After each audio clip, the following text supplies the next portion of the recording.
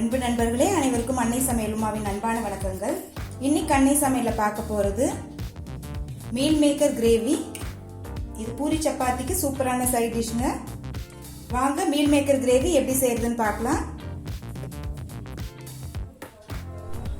கடாயில தேவையான அளவு எண்ணெய், முதல்ல 2 பட்டை, 1 கிராம்பு, 1/2 டீஸ்பூன் சோம்பு,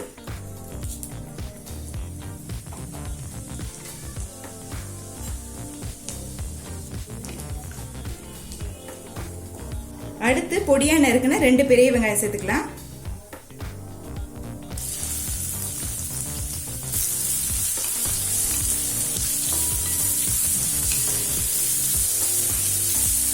நம்ம எந்த அளவுக்கு வெங்காயம் சேர்த்துக்கிறோமோ அந்த அளவுக்கு கிரேவி கிடைக்கும்.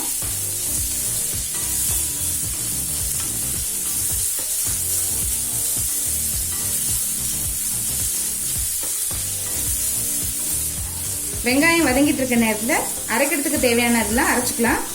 5 பல் பூண்டு, சின்ன துண்டு இஞ்சி, கொஞ்சம் முந்திரி, 1 தக்காளி. இப்போ இது எல்லாத்தையும் மிக்சியில் நைஸாக அரைச்சிக்கலாங்க.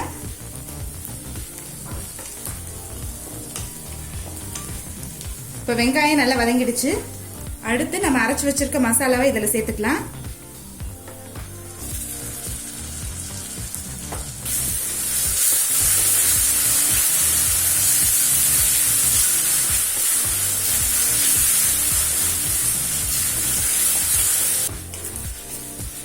இப்போ தக்காளி, இஞ்சி, பூண்டு எல்லாத்தையும் நல்லா பச்சை வாசனை போக வதக்கிக்கலாங்க.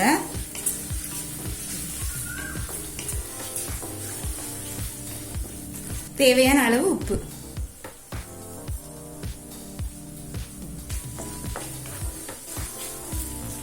இப்போ தக்காளியும் நல்லா வதங்கிடுச்சுங்க. அடுத்து கொஞ்சம் மஞ்சள்தூள் சேர்த்துக்கலாம். 2 டீஸ்பூன் மிளகாய் தூள்,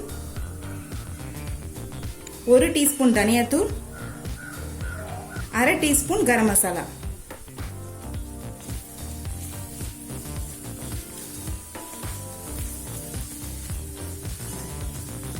எல்லாத்தையும் சேர்த்து 1 நிமிஷம் வரைக்கும் நல்லா வதக்கிக்கலாங்க.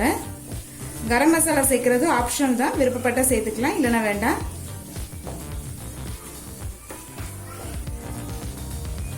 இப்போ 1 நிமிஷம் வரைக்கும் நல்லா வதக்கியாச்சுங்க. நம்ம ஊத்தின எண்ணெயும் பிரிஞ்சு வந்துருச்சு. இப்போ 1 கப் தண்ணி சேர்த்துக்கலாம்.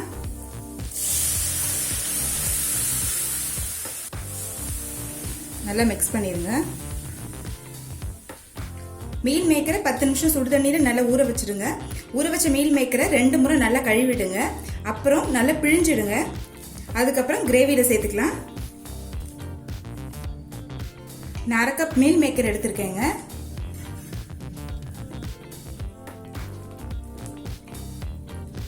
இப்போ மூடி போட்டு கிரேவி நல்லா திக்காகிற வரைக்கும் வெயிட் பண்ணலாம். பாருங்க, கிரேவி நல்லா திக்காயிடுச்சுங்க. இப்போ கொஞ்சம் கொத்தமல்லி சேர்த்துக்கலாம்.